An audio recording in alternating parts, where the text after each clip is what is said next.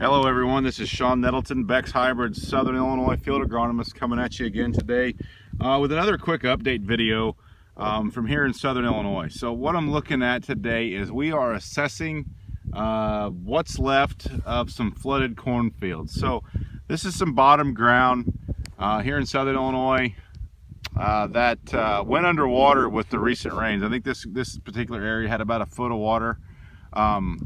A foot of rain, sorry, and you know, some of this had a foot to 2 or 3 feet of water on it. So just kind of videoing down the rows here. So we're out here today trying to, you know, see what's left. So the water's been off of some of this now for a few days.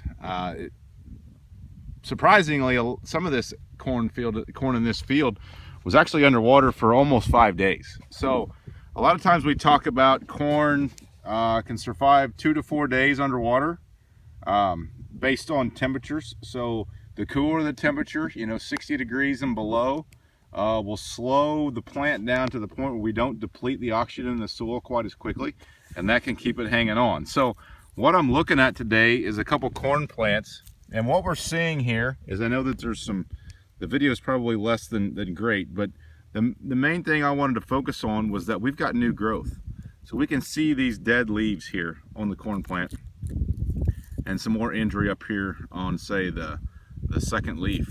But if we look here in the whorl, we've got new leaves forming, new leaves coming out of the whorl. But I give that a good tug. The growing point looks good. But most importantly, the thing I'm looking at here is nodal root development. So my seeds here, that was my radical root here where my pinky is. And then I've got nodal root development, and it's pretty spectacular, because if we look back here at the soil that we're working with today, you see how dry and cracked it is. I can just take and pick these right out, you know, and then get right through that crust. A lot of times I pull these out, and I pull the whole plant out with that. But the surprising thing here is the nodal root development. Everything looks white and alive and green. Now don't get me wrong, we're looking at some situations here where we've got some dead plants. Potentially some seedling diseases had an effect on this corn. This corn was planted on ridges here in this bottom field.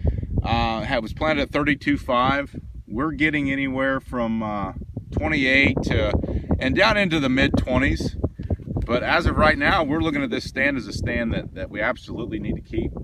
We're expecting, you know, in the low 90s of our optimum yield. So if we guess this field at 200 bushel, what it's capable of, you know, that's 182 bushel the acre. Now there's a lot of other factors that are going to play into that throughout the rest of the season, but you know, replanting at this time on the 15th of May, you know, we would expect about 95% of optimum yield if everything worked out perfectly. So, you know, for 8 bushel, I'm not sure we can come in here and do any better job than what we have. So Sean Nettleton, assessing flood damaged corn, and in this case have found some fields that look to have survived being underwater for 4 to 5 days.